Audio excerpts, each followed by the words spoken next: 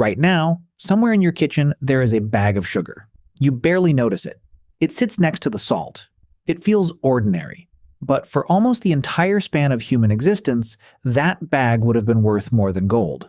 Deep inside, parts of your brain still respond to sugar as though it were a rare opportunity. That's not a metaphor. That's biology. For roughly 300,000 years, Homo sapiens lived without a single spoonful of refined sugar. Sweetness certainly existed, but it came from seasonal fruit and the occasional discovery of honey, not factories, grocery stores, or processed foods. And yet your body still reacts to sugar as if it has stumbled across one of the richest sources of energy in the world. Why? The answer is far stranger than simply saying, sugar tastes good. Go back 2 million years. Your ancestors aren't farmers. They aren't even fully modern humans yet.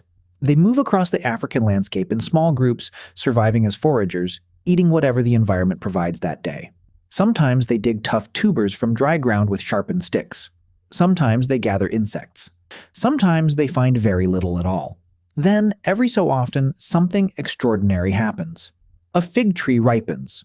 A cluster of wild berries turns bright red. For a brief window, nature offers something incredibly valuable, a concentrated source of energy that requires almost no effort to digest. Primatologist Katharine Milton spent years observing chimpanzees and other primates in their natural habitats, carefully documenting what they actually ate throughout the year. Her work helped reshape how scientists think about the diets of our early ancestors. In many environments, ripe fruit wasn't something animals could rely on every day. Its availability often depended on the season, the climate, and simple luck. Miss that window, and the next opportunity might not come for weeks or even months. Over countless generations, natural selection favored brains that treated sweetness as an unusually powerful reward. Eat it now. Eat as much as you reasonably can. You don't know when you'll find it again. That instinct wasn't irrational. It helped countless generations survive periods when food was uncertain and calories were hard to find. But fruit was never the center of the story. Not even close. According to anthropologist Richard Wrangham, one of the biggest turning points in human evolution may not have been sweetness at all. It was fire. Once early humans learned to cook, food changed in a fundamental way. Cooking softened tough plant fibers. It made nutrients easier to absorb. It unlocked calories that raw chewing could never fully access. Wrangham argues that this increase in usable energy may have played a major role in the remarkable expansion of the human brain. Think about that for a moment. The brain you're using to understand these words right now is one of the most energy-demanding organs in your body. Some scientists believe it became possible, in part, because your ancestors discovered a way to extract more energy from the very same food they were already eating. Not because food became sweeter, because it became easier to digest. That difference matters because most of what your ancestors actually ate looked nothing like the sugar-filled foods surrounding us today. Their meals were built around effort, roots and tubers pulled from the ground, wild greens, many of them bitter enough to make you hesitate before taking another bite, hard nuts that had to be cracked open with stones before they could be eaten, occasional meat earned through persistence, cooperation, or luck, then shared among the group, and insects, which even today remain an important source of protein and healthy fats for many cultures around the world. There was no endless stream of sweetness, no reliable dessert waiting after every meal. Most days, survival depended on finding enough food, not choosing between dozens of delicious options. So where does honey fit into this story? Because honey is where things become especially fascinating. Long before farming, some early human groups were already risking a great deal for one of nature's sweetest foods. A famous cave painting in Spain, dating back roughly 8,000 years, shows a person climbing toward a wild beehive, surrounded by buzzing bees, reaching for honeycomb. Whether that image captures a single moment or represents a familiar activity, it reveals something remarkable. Honey was valuable enough to inspire art. More importantly, it was valuable enough to risk getting hurt. Imagine hanging from a cliff face while angry bees swarm around you, enduring dozens of painful stings, all for a handful of sticky honey. That isn't the behavior of someone collecting an ordinary snack. It's the behavior of a brain recognizing an extraordinarily valuable source of energy. For most of human history, sweetness wasn't convenient.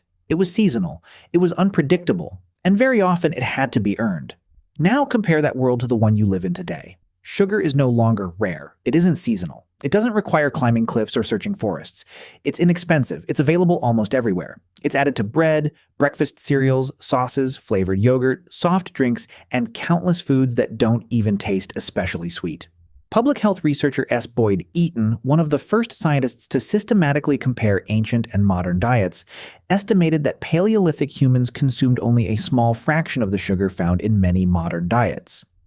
And unlike today's refined sugar, nearly all of that sweetness came packaged with fiber, water, vitamins, and other nutrients naturally found in whole foods. Here's the part that's easy to overlook. Our environment changed dramatically. Our biology didn't change nearly as fast. The reward circuits that once helped a hungry forager notice a ripe fig tree are the same circuits activated when you spot a candy display beside the checkout counter. The basic machinery is remarkably similar. What changed wasn't your brain. It was the world surrounding it. Your ancestors evolved in an environment where concentrated sweetness was scarce. You live in one where it's available almost every hour of every day. Evolution simply hasn't had enough time to redesign a system that served our species so well for hundreds of thousands of years. And that mismatch may explain far more of your daily behavior than most people realize. So why does a sugar craving feel so powerful? Why is it so difficult to simply use willpower and walk away? Because the system driving that craving didn't evolve for a world like yours. It evolved for a world where missing a rare opportunity to find energy could mean going hungry for days. When your ancestors came across ripe fruit or a cache of honey, stopping to carefully weigh the pros and cons wasn't always the smartest strategy. The safest response was often the simplest one. Eat while you can. No one knew when the next opportunity would come. Over thousands of generations, individuals whose reward systems strongly encouraged them to seize those opportunities were often more likely to survive, reproduce, and pass those tendencies on to the next generation. That doesn't mean every person who hesitated disappeared, or that evolution works with perfect precision. But over very long periods of time, even small survival advantages can shape a species. Those ancient reward systems are still part of you today. Now picture one of your ancestors again. They're halfway up a cliff. Smoke drifts toward a wild beehive, calming the bees just enough to make the climb possible.